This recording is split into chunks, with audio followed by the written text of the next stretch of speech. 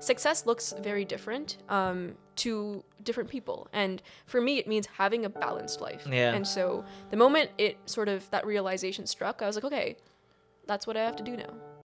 Vedanshi Vala is one of the founders of Safe Buddy. Bolt Safety Society is working towards safer and equitable communities.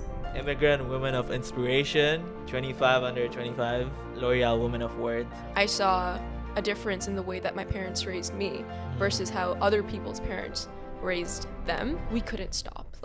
It didn't feel right to stop. And I think that when you found something that you're so angered by in the world, or you really want to change, I don't think that stopping was the right move for us at that point. When you are experiencing challenges, undoubtedly, it is that purpose that will keep you going.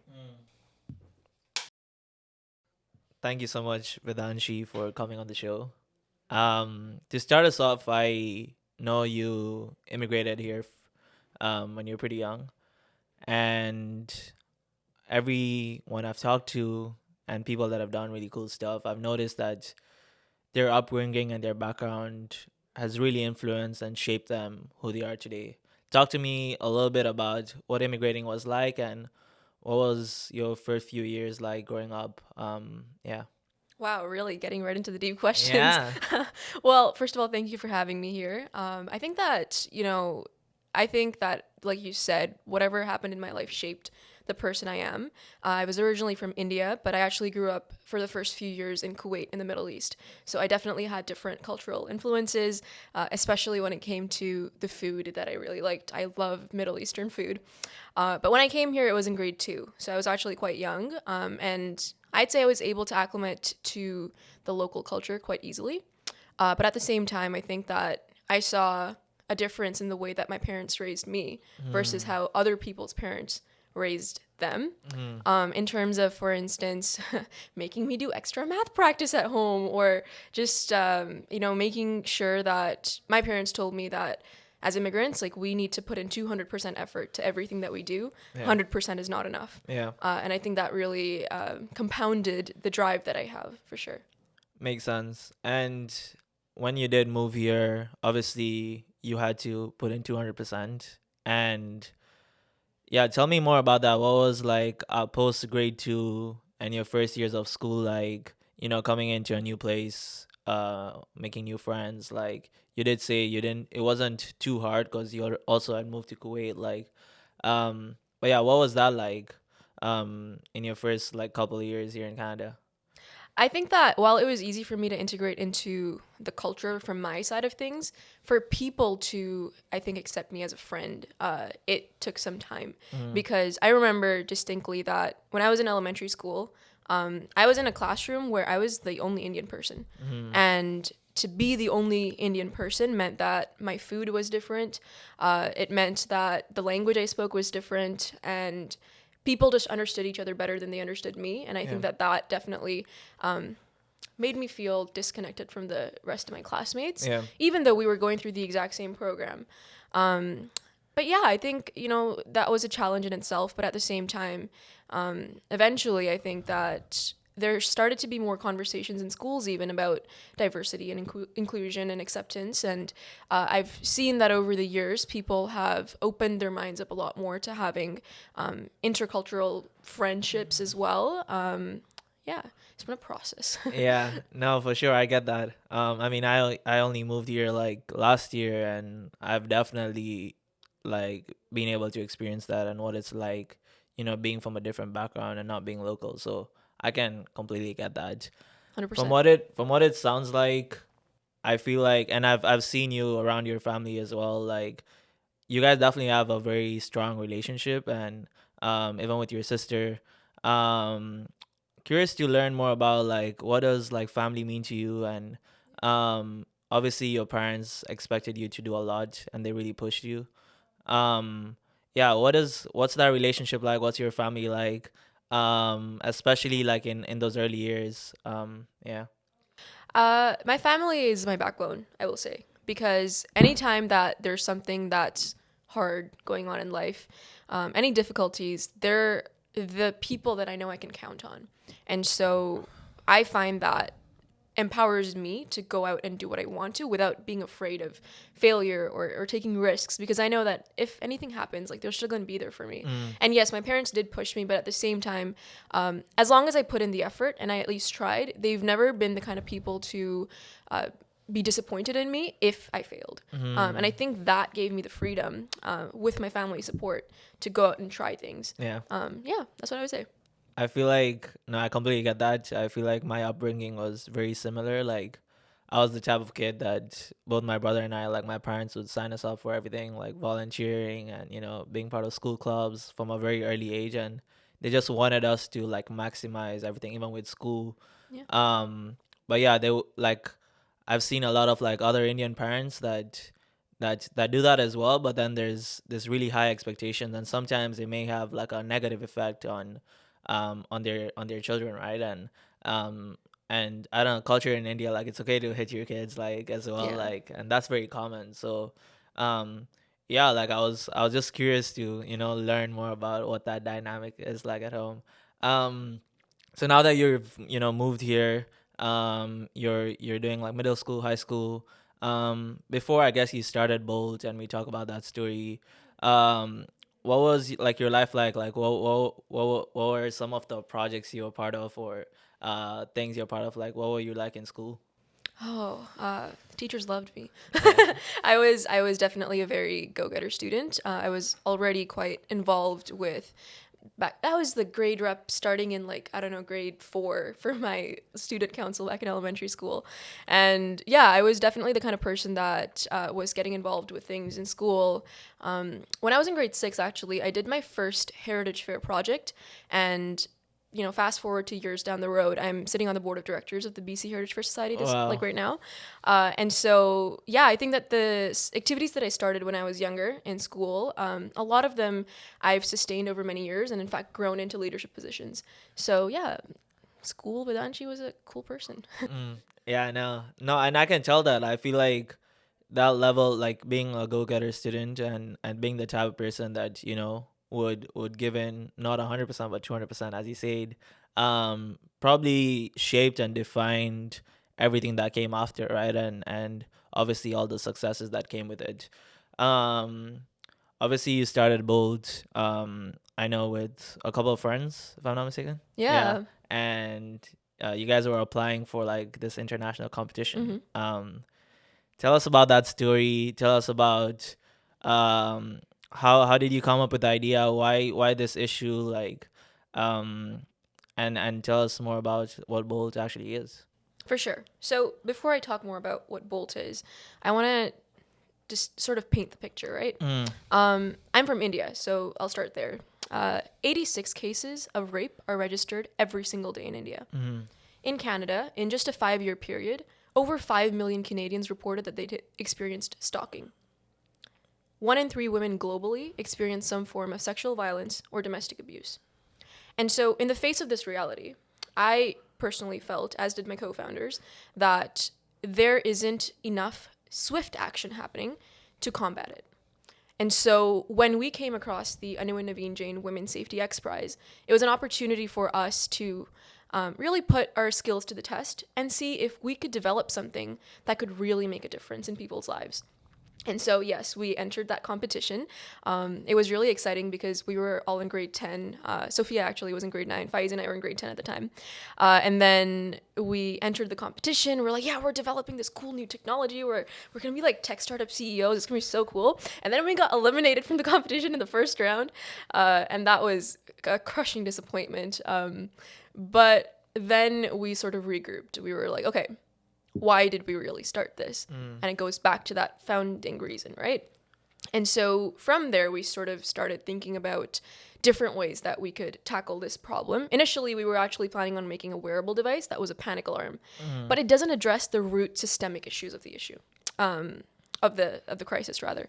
And so we then thought in a different direction, and that's where we launched the digital platform on the Wix mobile app, and eventually grew community-based programming as well down the road. Yeah. I wanted to go a little bit back before we talk more about Bolt. You mentioned that, you guys did enter this prize. you got eliminated in the first round. Most people would probably be like, you know what, I'll just take this L and that's it, you know what I mean? Yeah. And they'll just be discouraged and they'll be like, oh, like I just wasted my time. What is it that, and what was like some of like that mindset going in after failing that prize? I know you mentioned that you talked about why is it that you started in the first place, right? In your founding story, you didn't mention all those numbers, but I know I also watched an interview you did where you talked about, you know, you also knew people in your life Yeah. that were survivors or they go through like an experience of abuse or assault. Talk to me more about that. Okay, so we definitely thought about taking the L and just being like, yeah, all right, peace out. You know, we're done with this. But like you said, I think that the circumstances that I was in at the time, I realized that we couldn't stop. Like it didn't feel right to stop. And I think that when you found something that you're so angered by in the world or you really want to change, I don't think that stopping was the right move for us at that point.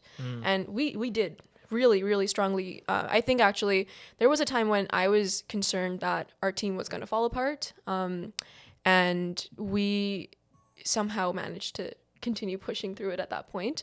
And I think it does come back to knowing people that have gone through violence, knowing people that have been in really bad abusive relationships, having heard from survivors firsthand, and knowing that that stuff's just going to keep happening to more and more people unless something is done to put an end to it. And so we had to keep going, I think. Yeah, no, that's so powerful. And I feel like it comes down to this idea of like why you're doing the stuff that you are in the first place, right? And I think that is what most people should think about when they do the work that they do, right? Like it's not about winning a competition at the end of the day. Like it's more about the actual mission of why you started in the first place. I had this question about, you said you started this with a couple of friends, right? Yeah. And for a lot of people that I've talked to, I've seen this pattern of you're really influenced by the people you surround yourself with. And in my own personal life, like when I started my nonprofit, I was only able to do that because I really changed the people around me, and the people around me really supported and pushed me, right? So talk to me a little bit about, you know, how did you come about these friends? Like, who are these people? Was it like an intentional move in terms of picking these people in your life, or was it just rather you always just had good friends? I don't know. I've not always had good friends. I will say I've had experiences in the past where rather than being supporting, encouraging friendships, they've been the opposite.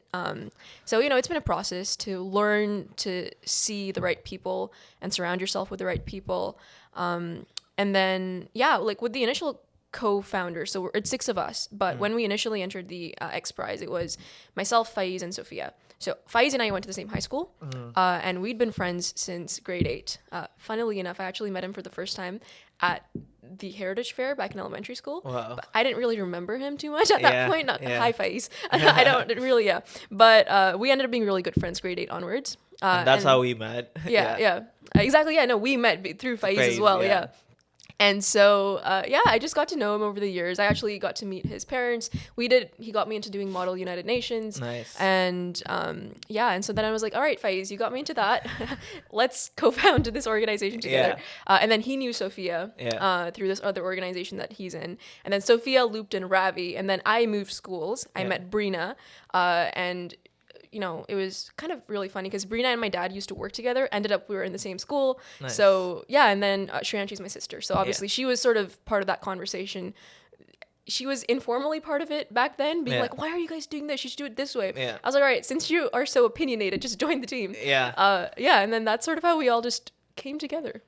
That's awesome. No, I feel like it's nice to see that, and it's nice that you were able to take all these people in different parts of your life and sort of put them in a room and be like, yo, let's do this.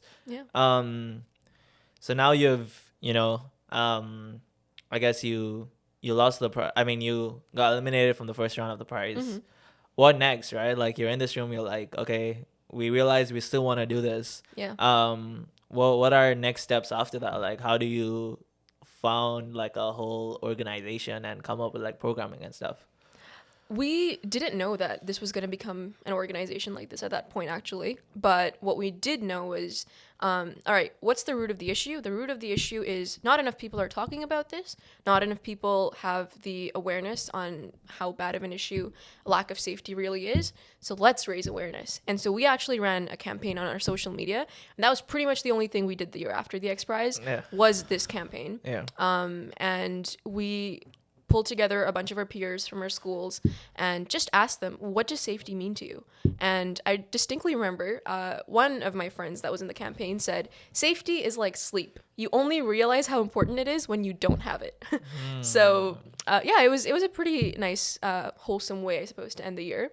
And then after that, I remember doing some thinking, okay, so we did start in the tech side of things.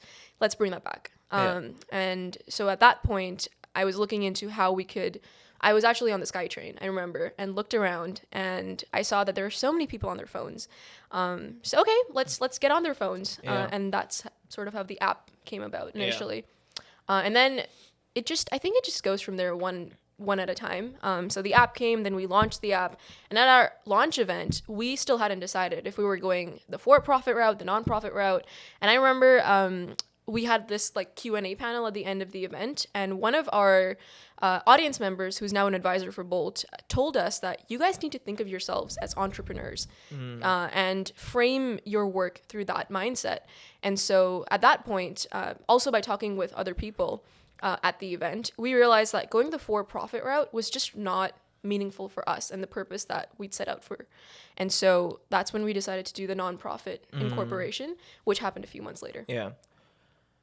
I want to talk about, you got that advice from an audience member and think like entrepreneurs, right? What does that mean? And if anyone's listening and is interested in entrepreneurship, I feel like it's quite a buzzword. Like, I was like, what do I do? What do I want to do when I grow up? I want to be an entrepreneur. But what does that really mean? And what was that like person referring to when they say like think like an entrepreneur, and how did that like impact what you guys did? So this person, his name's Rubby Uncle. I'll just, hi Uncle.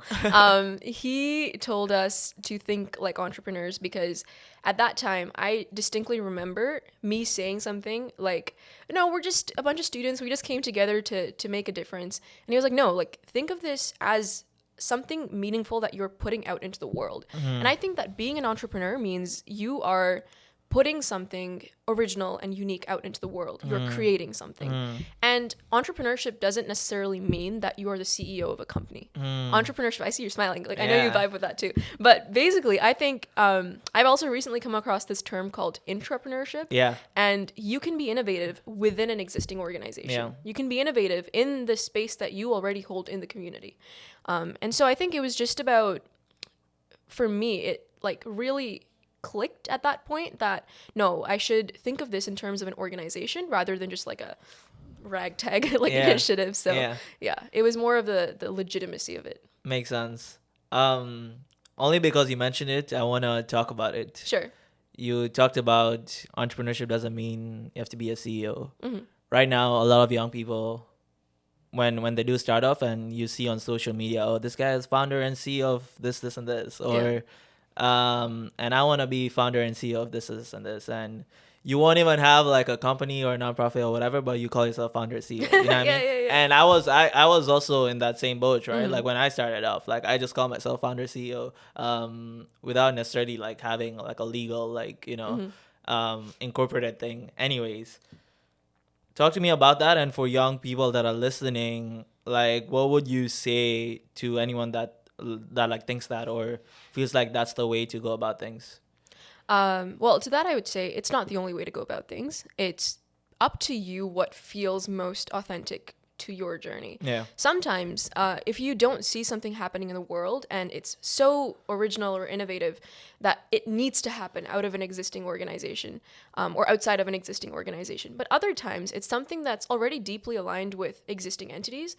why not just join forces and utilize their existing resources to perhaps even propel the work you're doing further? Yeah. Right. So at the end of the day, it's about the impact that you're making. It's not about the legal framework in which it happened, like it doesn't have to be your own company. It doesn't have to be whatever. So actually on this note, I read somewhere that it's kind of if you haven't really done much with your company yet and you call yourself CEO, I mean, like, why, because you haven't really done much yet. Yeah. So for instance, like I also have my own jewelry business called Maze, shameless plug. But We'll talk about it, yeah. yeah.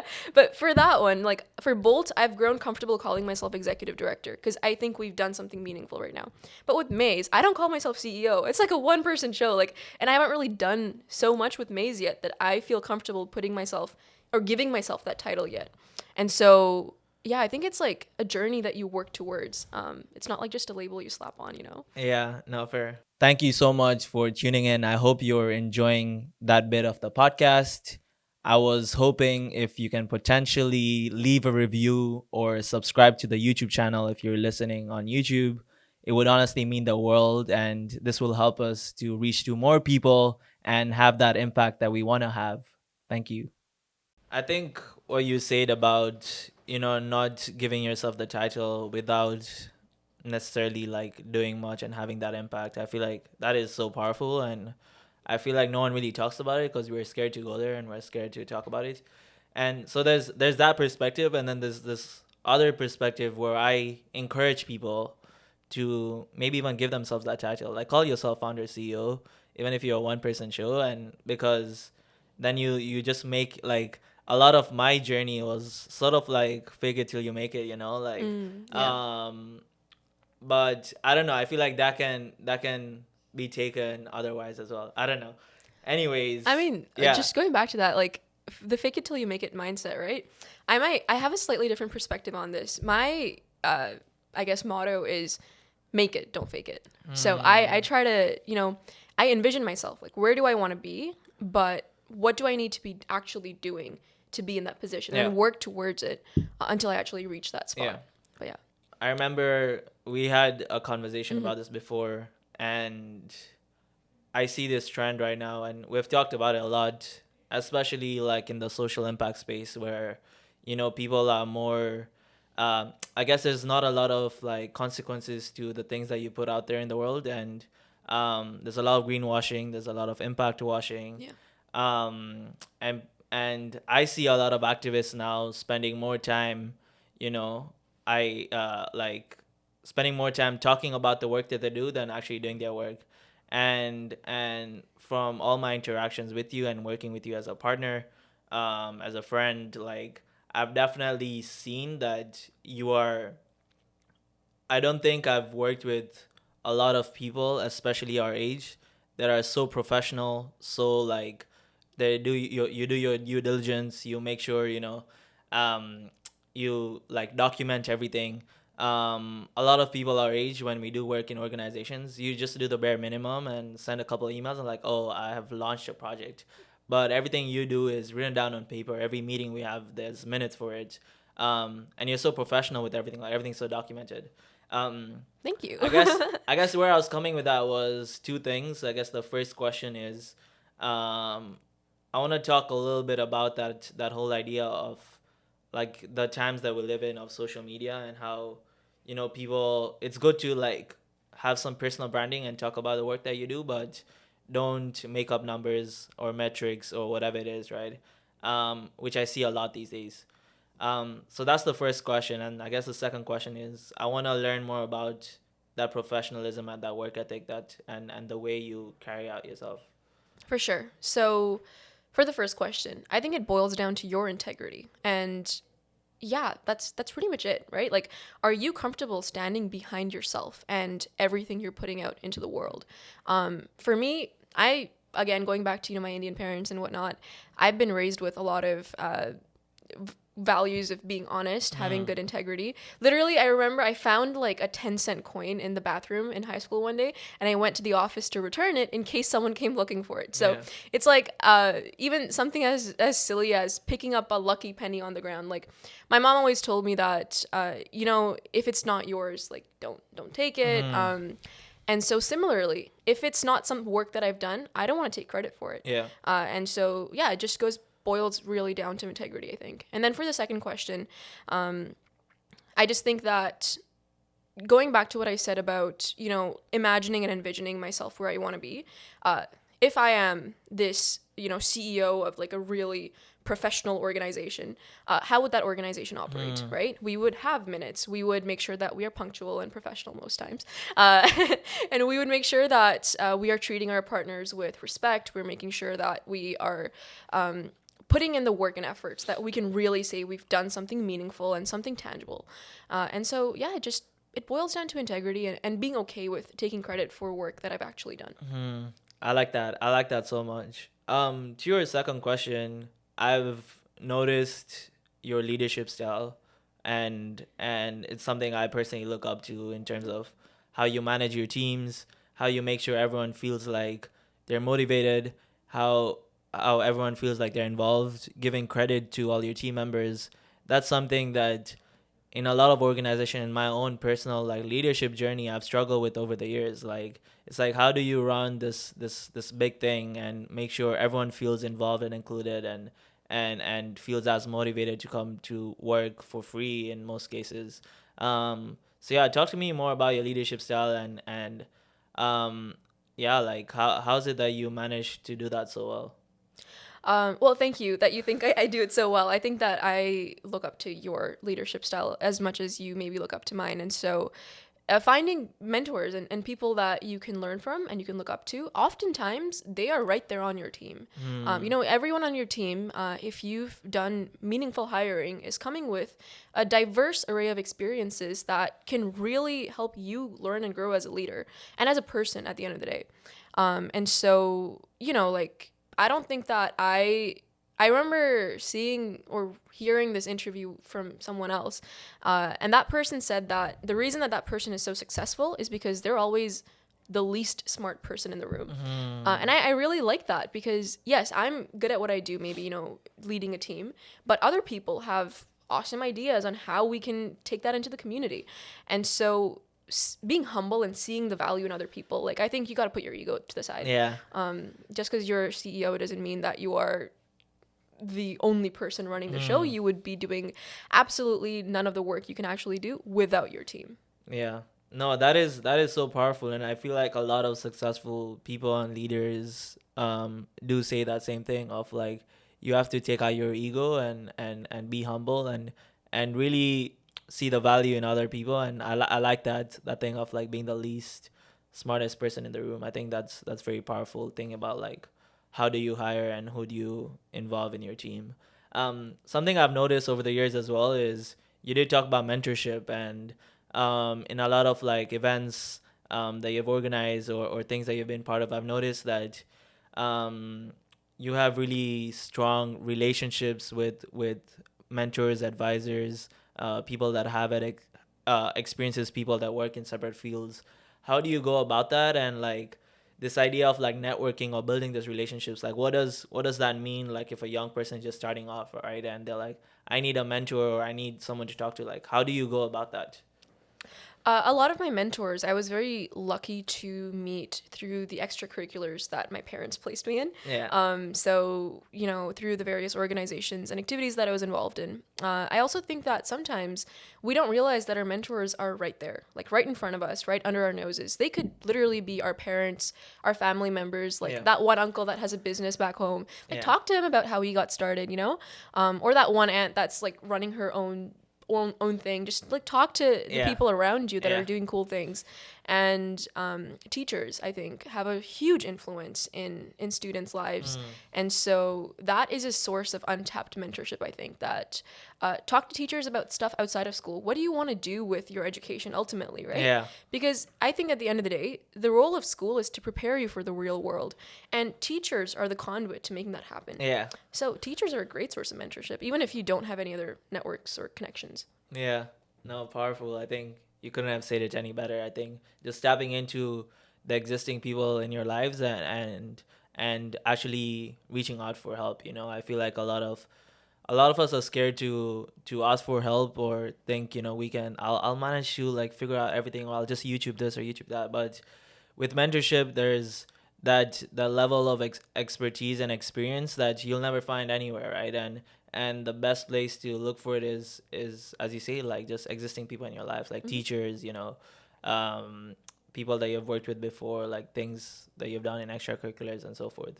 Going back to your journey with Bold, so right now we're at a place where you launched that that first project, I would say, and you looked at you were in the SkyTrain, you saw everyone's using on their phones, and you're trying to get on it. How did you guys move from there?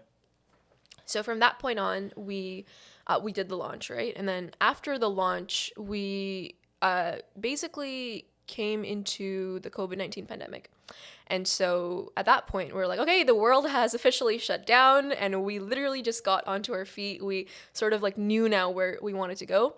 And then with that came increasing reports of domestic abuse and domestic violence. And so we were like, all right, I guess time to do something else now, because this is not enough. Yeah. And so we reached out to local businesses.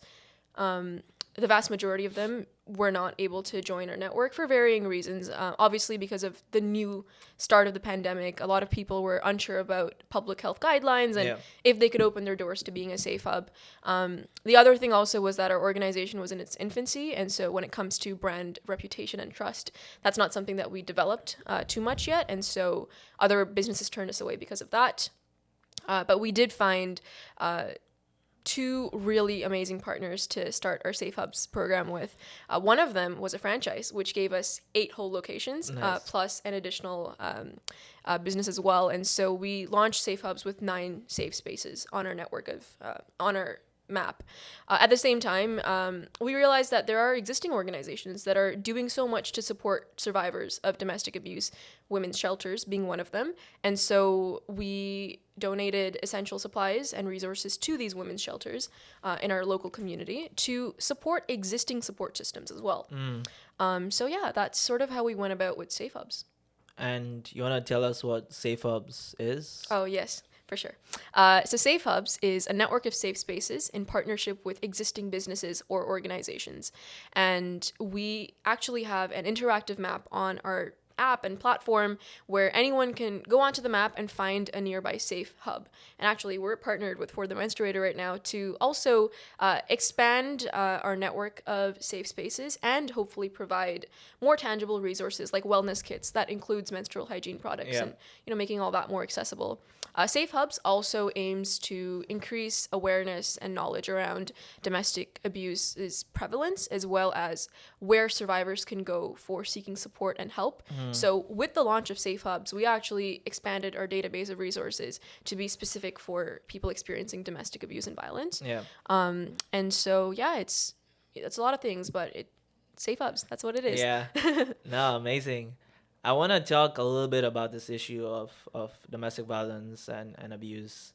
I think we all know how big of an issue it is, and you mentioned the numbers. Yeah. For anyone that's listening, I want you to tell us more about what is it that anyone can do if they're affected by the issue or not, right?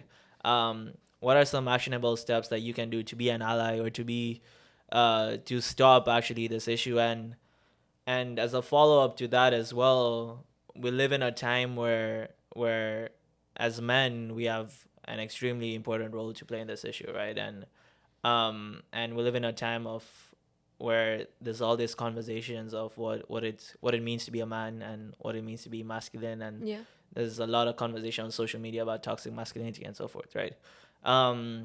Yeah, two questions. First one, how can we be allies as the general public, and what are some things that we can do to stop this issue and work towards solving it? And two, especially for like the young men that are listening, or men in general, I wanted you to shed some light on that. For sure. From a general sense, right? I think that every person can be a safe person because that is one less unsafe, abusive, violent person out in the world. So simply by being a good person, it's not that hard. You can actually be helping make a huge impact. Yeah. At the same time, if you are aware of things happening around you, maybe you know of someone that's in an abusive relationship, or you've heard things, or you've even maybe seen things. They could be very close at home for you. They could be something that's happening to a friend or just someone that you don't even know. If you're comfortable with it, I would say, why not you be the safe place, right? So it doesn't have to be like an actual business doing this. Even as people, we can tell our friends that, hey, anytime you're feeling unsafe, my home is always a safe place for you. Yeah. Or if you need someone to talk to, come talk to me, you know? And so being an ally, I think, is about making it a priority to be there for the people in your lives that need you. And then in terms of like men, right? Men can also be abused. This is an issue that affects everyone. Yes, maybe women of color or gender minorities may be disproportionately more affected. But at the same time, I think that what's important as we are working towards a society that's safer and equitable is to remember that the goal isn't to just help one group or one population. It's to help everyone. And so if men are affected, if women are affected, if non-binary folks are affected, then everyone is responsible for making the world safer, right? Everyone plays a role in it. And the positive energy you put out into the world, it's going to come back to you tenfold, right? Because you helped someone when they were in a really tough situation. Maybe the day that you need help, someone's going to be there for you. Yeah. So I think it's not just about men, it's about people in general, standing up for each other and just being good people. You couldn't have said it any better. I mean, yeah, I don't even know how to like respond to that. I think, as you said, I think we all have an important role to play, and this isn't like a man issue or something that we need to fix in men. I think as a society in general, no matter what your gender, race, background is, right? Like we need to be allies. We need to be there for the people that are in our lives, and even for those that aren't, and just be kind and create like as you say, be a safe person. Like, you know what I mean? I think that is so powerful. I will shift the conversation a little bit in terms of both, right? A lot of the young people I talk to and that I mentor, I always get this first question of like, yes, people do have an idea or they want to start something.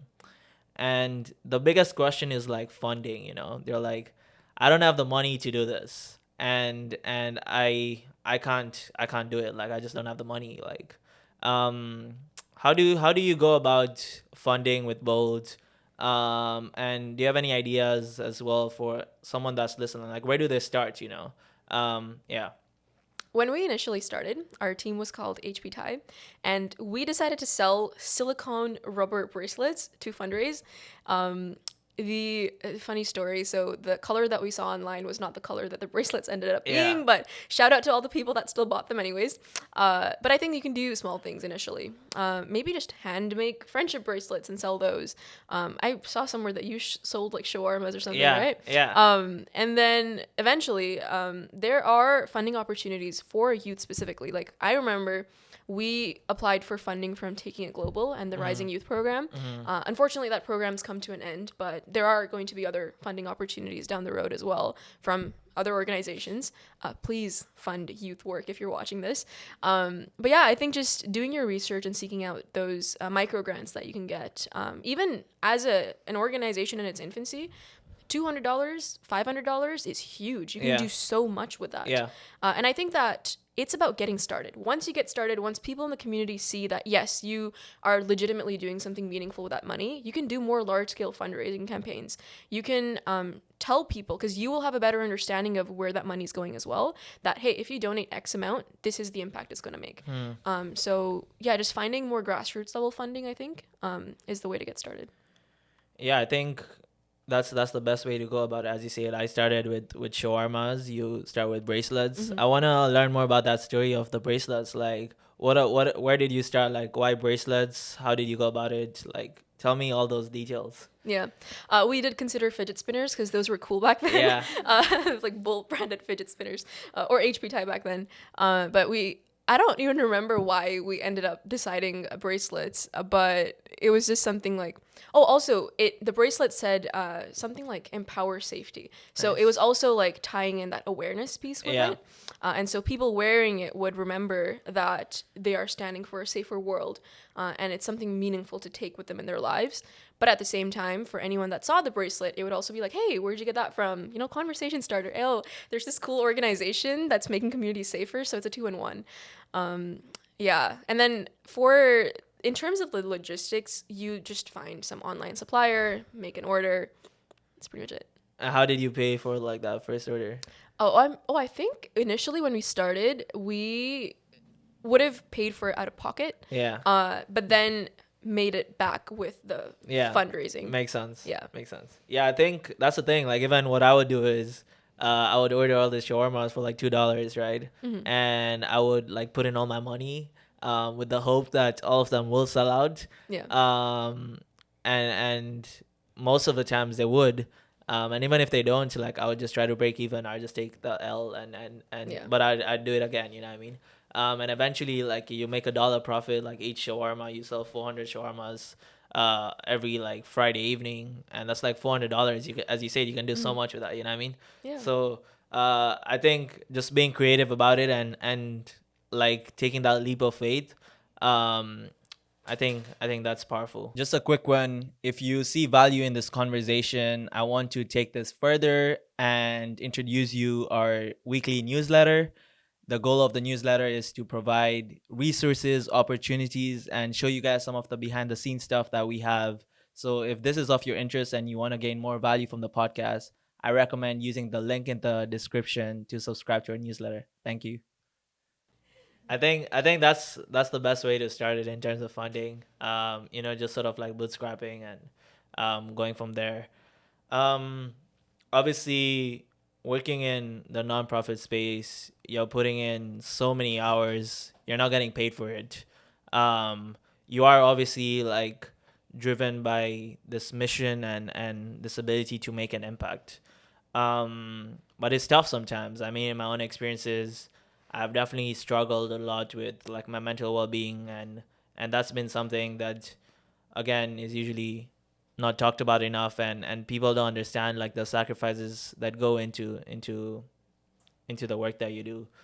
Talk to me about your own experiences with, like, I guess, taking care of yourself and your mental well-being, physical well-being, your emotional and spiritual well-being as well. For sure. Actually, this semester is the semester that I'm doing the least courses I've ever done in my whole undergrad.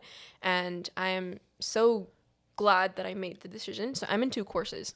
And with taking 2 courses, I want to like contextualize this. As a very driven person, it was very hard for me to be like, what do you mean I'm not taking a full course load? Yeah. But then I realized that if I take less courses, I will be able to not only do better in them because I have more time to do well in those courses, but also I have time to go to the gym and work out. Like, I do boxing now. Nice. And I've been keeping fit that way. It's also very therapeutic. You're mad at someone, like, Yeah. you just punch it out. Yeah. Yeah. And then I have time to meet up with friends for dinner. I have time to spend time with myself alone as well. And I think that's really important. I just remember, like, if I'm done the work for the 2 courses and I'm like, wait a second, I have free time? Like, Yeah. what is that? Yeah. Yeah, no, it's been really nice. And I think finding that, that balance and things that work for you has been really important for me. I've also been, I was brought up with the Hindu faith. And so for me, like doing, like praying, meditating, doing yoga, it's part of my practice. And so I've been trying to get back into it, like waking up earlier and doing yoga before I start my day. Nice. And I find that it really grounds me. It really makes me reflect on what's really important in life. And so, yeah, it's just those little things. Yeah, I think from your story and in my own experience, this is also the semester I'm taking the least courses in my degree. Nice. And burnout is very common, especially in the nonprofit social impact space. And in other spaces as well, in the creator space, like it's very common. Well, how did you come to that decision of making that choice? For me, like I felt super guilty that I'm dropping courses to focus on other stuff. Um, yeah, like what was going through your head? Like, was it something that sparked that decision? Was it the people around you? Like, how did you come about that?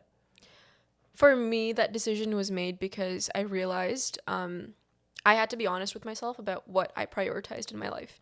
If I want to do well in school, if I want to do well in my social life, if I want to be happy and satisfied, I can't be running around like a mad woman. Like I need to take the time and space to do everything and have the time to breathe and live life. Like I find that I journal, and so I was going through one of my journal entries before, and in one of them I wrote, I want to conquer life. Yeah. And I'm like, I want to live it, you Yeah, know? So I yeah. think it was that change in mindset also. It's not just about just going and being a go-getter all the time. Like, yes, be a go-getter, but during some parts of your life, but other times be a go-do-nothing-getter, you know what I mean? Yeah. So yeah, I think it was just changing my mindset and being okay with it. Like, success looks very different to different people. And for me, it means having a balanced life. Yeah. And so the moment that realization struck, I was like, okay, that's what I have to do now. No, that's so well put. I wanted to talk more about this in the context of, for me, in my own experience, I was obviously having a lot of successes with the work that I was doing, and getting this award and being recognized on this platform. And as you start growing and you start getting recognized, and the work that you're doing is there, like obviously everyone has a certain sense of expectations. You really have to like keep up with that, right? And it's like, what is that next big thing that I'm doing, sort of. And I've always felt like when I'm prioritizing myself, I feel guilty, and I feel like, like I could be helping X many people, or I could be like talking about, like I could be doing X, Y, and Z, sort of. How do you deal with all those expectations and that pressure, and because it's there, like, right? Yeah, how do you deal with that? Actually, I'm glad you brought that up, because I remember when I initially started, getting into the public spotlight, one of my family members told me that the more you're going to get awards and media and stuff, the more people are going to expect things of you. And so for me, it's like those people didn't have expectations for me when I got started. They have no say in what I do in my life right now. Yeah. Like, yes, I will use that as a source of motivation, and I'm very grateful for the support. But at the end of the day, they're not the ones putting in the work. I am, and my team is. And so we have to do what's going to make our operation and work more sustainable for us personally, what's going to be most fulfilling and valuable. And so it's, my mom used to tell me this story when I was younger. Basically, there was this couple, and they had this old horse that they were traveling with. The horse wasn't able to carry people on it, so they walked with the horse next to them. Yeah. And then when they went through the village, the villagers were like, oh my God, look at these guys. They have a horse, but they're not making use of it. How unresourceful. Yeah. So then they both climbed onto the horse. The villagers are like, look at these guys. Don't they care about the animal's welfare, that they're putting so much pressure on the horse? Yeah. Then the man got off the horse, and the woman was there, and they were like, oh my God, look at this woman. Doesn't she care about her husband and why she's making him walk? Yeah. And then the husband got on, the wife is walking, and the people are like, oh my God, this husband, like, look at him, he's not a gentleman at all. Yeah. And so people are gonna say things. No You just matter. gotta shut out the noise. Yeah. No, that's powerful. I've heard that story as well, Yeah. and it's something I always think about. I'm like, whatever you do, like people are gonna find something to say, like that we're like social beings. Like we love to talk about stuff. Like, and Yeah. we'll find like something to talk about no matter what. Um, Talking about awards, you've won many, and let's see, Immigrant Women of Inspiration, 25 under 25, L'Oreal Women of Worth, and so many others. What does awards mean to you? And I feel like in a lot of my experiences, as much as we don't say we don't chase awards, like I feel like it is those moments where you're like, it's nice to get that recognition. It's nice to have that validation. Like, yo, I'm doing all of this for a reason, right? Yeah. What does that mean? To me, awards, media is an opportunity to reflect on why I got started. And it is a reiteration of the importance of the work that we are doing. And I remember like one of the awards that I got in my acceptance speech, I said something about how this award stands for something, right? It stands for the fact that, yes, it means something when we all come together as a community to make the world safer. So I see these awards as milestones in terms of being able to bring the community together to make the world a little bit better. And being able to do that on the national level with the L'Oreal Paris platform, or the Canadian Immigrant Women of Inspiration one, or locally with the top 25 under 25, it's really heartwarming to be able to bring the community together in that way. Yeah. No, that's so powerful. And yeah, I think you couldn't have said it better, honestly. um, yeah, it's a moment to reflect and realize like, yo, like I've come so far, and like this award is not only for me, it's for my team, like all the impact that we've been able to make, Yeah. all those faces of the people's life that we've been able to change, and it just takes like you take that moment to reflect on that and be grateful, 100%. which I think is so powerful. A bit off topic, but I've noticed your relationship with your sister. She's obviously one of your co-founders. Yes. You guys still work together. She's younger than you. But like you and her are like a powerhouse, I feel like. Like you Thanks. guys do have a very interesting relationship, and also yeah, I just think like you sort of complement each other, but you also like are very similar. Um yeah, talk to us more about the relationship. I obviously I'm the younger one. And my brother and I are like, I feel like with brothers it's different versus like with sisters. So just talk to me more about your relationship. Okay. So Shreyansh and I like to play chess together. We actually did Bharatanatyam. It's a form of Indian classical dance together for 8 years. Nice. We do cadets together with St. John Ambulance. And we're both also involved with the BC Heritage Fair Society. So as you can see, a lot of areas of our personal and professional lives intersect already. It wasn't always the easiest to understand how to work and set that boundary between personal life Yeah. and professional life, because oftentimes we're sisters, we fight, like we're gonna have disagreements personally, but we can't let that affect the work that we do with Bolt. And Yeah. I will say she's actually better about drawing that boundary Yeah. than I am, Yeah. because I often find that like when I'm working with her, I expect more of her because she's my sister, Yeah. and because I know her capacity and her ability to do things. But she's always like, but if this was anyone else on the team, you wouldn't. And I'm like, yeah, but it's you. Yeah. And so it's a unique opportunity because we both know each other so intimately. But it's also, you always have to be really careful because both relationships matter, right? Personal and professional. Yeah. No, that's so powerful. I like how you guys can set those boundaries, but also, hold each other accountable, and the fact that like you live together, like, and you've grown up together and had all these experiences together, like you can really, have each other to have that accountability partner and be like, yo, like, I wish if like my brother and I, we didn't live together for a lot because he went to boarding school and then he went to university and then I followed that same path. So for a lot of our like main teenage years of growing up, like we didn't get to experience that. So it's nice that you can do that.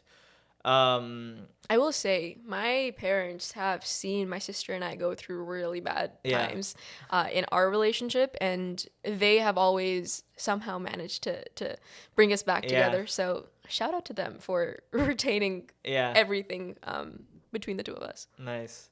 Going back to Bolt, we talked about SAFEHUBS. I know you guys recently started another project, Project Lightning. Talk to me about this new project that you guys are launching, um, and some of the other projects that you have done. I know you worked in Jaipur. You did something with the royal family there. Yeah. Talk to me about some of that work and that impact. Are there any stories or experiences you have had with that you like to highlight or talk about? Yeah, so first, the spiel. Project Lightning is a series of workshops that aim to ratify the gap in educational opportunities to learn about how to make our communities safer. So our workshops range on a variety of topics. It's actually Shreyanshi's project that she's leading, and she's done incredible with that. That's me talking about her as the manager and operations director. But yeah, so with the project, we have workshops that teach, I suppose, safety and self-defense. We also have an opportunity to share existing local resources and where people can go for help if they're experiencing violence and abuse, and also an opportunity for people to identify the signs of what bad relationships look like or what is violence. Like, people don't necessarily get this education through the existing school system, and so that's what the workshop program comes in with. And then with our pilot stage of the project, we delivered workshops to over 150 participants in Canada and in India together. And so with our project in India this summer, I was flying out to India to visit my family. And I shared that statistic earlier about how bad the situation is in India. And I really wanted to do something that was meaningful before I came back home to Canada. I reached out to the royal family of Jaipur and the Princess Diya Kumari Foundation to ask them if they would be interested in a partnership, and they responded very positively. So yeah, I'm from the province of Gujarat in India. They call it states. From the state of Gujarat. So we flew to the state of Rajasthan in Jaipur, and we delivered a full day of workshops to 3 different groups of women and girls. And these are people that are coming from socioeconomically disadvantaged backgrounds. They haven't necessarily had the opportunity to get a formal education. And what the foundation does is incredible. They're equipping them with the skills to get into maybe even starting their own, own small businesses and that grassroots level work that we all love. And so we went in, and what was really insightful was I learned a lot about the legal system in India when it comes to sexual assault survivors reporting crimes. I learned about existing organizations that are doing on the ground work, and I was grateful to have Bolt as a platform to be able to share that with these people. So yeah, no, it was a really neat experience. That's awesome. That's amazing. Yeah, I was able to come to the launch, and I think I'm super excited to see everything that that you guys have moving forward with Project Lightning. I think it's very important work, and I think workshops are like a great way to also have that impact. 100%. Something I could tell from your story is there's definitely this pattern of how proud you are of your culture, and really strong values in your upbringing. What does it mean to be like, I guess, Indian, and growing up in like you said what like Hindu family, right? Yeah. Like, what does that mean? And I guess for like a young Vedanshi watching this, who's growing up in like in a Hindu household right now, and is growing up in that family, what would you say to them? I think that your values and your culture, it is so valuable, so don't discount the influence it can have on your life and on your outlook. At the same time, I'll say, like, yes, I'm Indian, I'm Hindu, I'm also Rajput, which is, in India, there's a caste system, and so I'm descended from Indian royalty, basically, which I don't think I've ever talked about on any sort of media before. And as part of my upbringing, a lot of, like, me knowing that my ancestors were part of the, like the kings or whatever in the past in India, and thinking about how as royalty, like, your role is supposed to be to have make sure that everyone in your kingdom, everyone is safe, everyone is happy, everyone has what they need, and that you're taking care of like what needs to be done in the kingdom, right? And so sort of that mindset of being a leader, I think, also stems from that very strongly for me. Yeah. Because I think that it's my responsibility to make the world better Wow. because of that. That is so powerful, and yeah, I'm glad you got to share that bit. I didn't know Yeah. you're. Damn, we're sitting with royalty here. Um, anyways, we are towards the end of the podcast, and the purpose of this show is to really inspire people, no matter what their age is, no matter what their background is, that if they have an idea, no matter in what field, like art, sports, creative side, business, nonprofit, activism, you don't have to wait until tomorrow to start it, and you can really start today, right? What advice would you have for someone that's just like starting off and has an idea or something or a passion that they want to work towards? Remember why you got started. Like, write this down if you need to, because when you are experiencing challenges, undoubtedly, it is that purpose that will keep you going. Powerful. Any last words? Well, thank you for having me. Yeah. This has been really, really exciting. And I think that, people like you that are giving leaders a voice to share what they're doing in the community are really incredible. So thank you, Zion, for the work that you do as well. Thank you. Yeah, thank you. Honestly, you're someone I personally look up to. You are the most awesome person that I know. He said it. She paid me to say that. Okay. Yes, I did. But no, seriously, it's been an honor to know you and work with you in different capacities. And every time we have a conversation, I'm always learning from you. And you're someone I definitely look up to. So thank you for everything that you do. And I'm very grateful. Thank you. Right back at you. Cool. I hope you are as inspired by this conversation as I was. If you'd like to follow our journey and learn more about some of the other episodes, I encourage all of you to check out our social media platforms at Leaders of Today Pod. That is at Leaders of Today Pod. Before we end, I want to remind you that as young people, we're not only the leaders of tomorrow, but we're the leaders of today.